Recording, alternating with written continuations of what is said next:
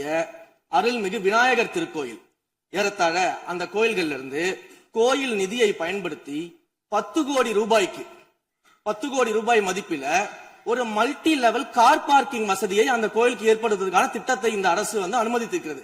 இதற்கு முன்னால் இருந்தக்கூடிய அமைச்சர் அவர்கள் அதை அறிவித்திருக்கிறாங்க. அந்த கோயில்ல ஒட்டுமொத்தமாக மாதத்திற்கு வரக்கூடிய பக்தர்களின் எண்ணிக்கையே 500 தான் ஆவரேஜா. அதே போல அந்த கோயில்களுக்கு அடிப்படையில கழிப்பறை வசதி கூட கிடையாது. இது மட்டும் இல்ல, குன்னூர் மற்றும் உதகையை சுற்றி இருக்கக்கூடிய அனைத்து பகுதிகளிலும் இருக்கக்கூடிய 50 கோவில்கள்ல பேசிக்கா இருக்கக்கூடிய டாய்லெட் பெசிலிட்டிஸ் கூட அங்க இருக்கக்கூடிய கோயில்களுக்கு கிடையாது. அப்படிப்பட்ட இடங்கள்ல கோயில் நிதியை பயன்படுத்தி எதற்காக மல்டி லெவல் கார் பார்க்கிங் தேவைப்படுது? அப்ப இது கமர்ஷியல் திட்டங்கள் இல்லையா? கோவில் நிதியை இப்படி கமர்ஷியலாக பயன்படுத்துவதற்கு எதிராக தான் நாம இந்த திட்டங்களை எல்லாமே தடுத்து, இந்த திட்டங்கள் தேவையில்லை, அதற்கு பதிலாக நம்முடைய அரசாணையிலே வெளியிட்டிருக்கிறோம். மிக தெளிவாக கடைசி வரியை படித்து பார்த்தால் எல்லாருக்கும் தெரியும்.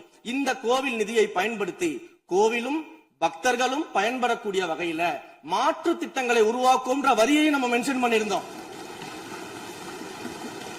திருக்கோயில்களுக்கு வருகின்ற பக்தர்களுடைய அடிப்படை தேவைகளுக்கு வருமானத்தை உயர்த்துவதற்காக குன்னூருக்கு சுற்றுலாவிற்கு வருகின்ற மக்களுடைய வாகனங்கள் போதிய அளவிற்கு பார்க்கிங்களுக்கு இடமில்லாமல் தவிக்கின்ற சூழ்நிலையில் அங்கே மல்டி லெவல் பார்க்கிங் கொண்டு வந்தால் நகராட்சி பரிந்துரையின் அடிப்படையில் வருமானம் பெருகும். அந்த வருமானம் திருக்கோயில்களுடைய மேம்படுத்துகின்ற பணிகளுக்கு உதவும் என்பதற்காகத்தான் அந்த பணிகளை மேற்கொண்டோம் என்பதை மாண்புமிகு அமைச்சர் அவர்களுக்கு இப்போது யார்